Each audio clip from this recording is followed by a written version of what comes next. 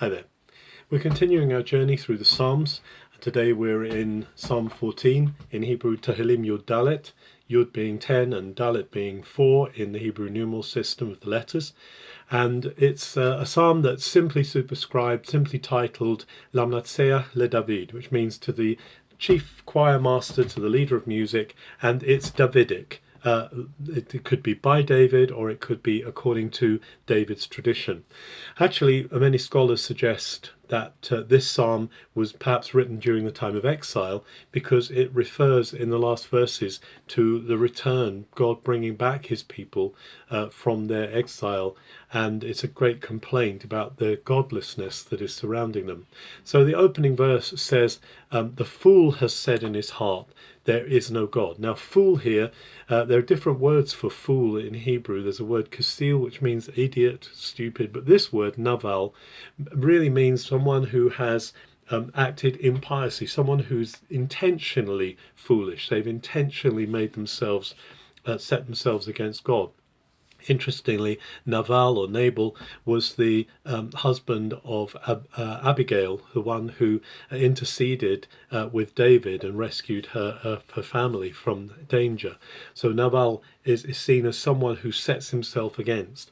And David or the writer of this psalm is saying there's so much godlessness about. God has sought the earth. He's looking for whether there's any wisdom, whether there's any understanding, and he can't find any because people have given themselves so much to godlessness. They've given themselves so much to wickedness.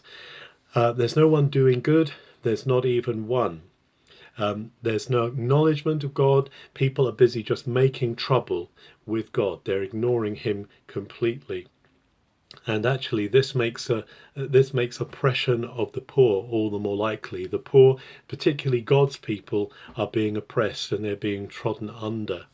And then there's a cry at the end of this psalm that basically says, if only there were deliverance for Israel coming from Zion. And when the Lord turns around again the fortunes of his people, then there will be celebration. It's rather like that Psalm 126, which comes later, when the Lord turned again, when the Lord returned the captivity of Zion, we were like those that dream. And here there's that same prayer, that same desire, Lord, turn around our situation, release us from this oppression by the fool, the one who set himself against God. We know those who follow God are the ones who will find full wisdom and fulfillment in life.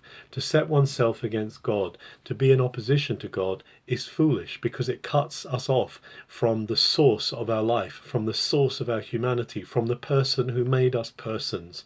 And therefore we need to be repairing that, rebuilding that relationship, which is restored through knowing Jesus. Let us look for constantly being able to help others and to ourselves find that way out of the exile of godlessness. Have a good day.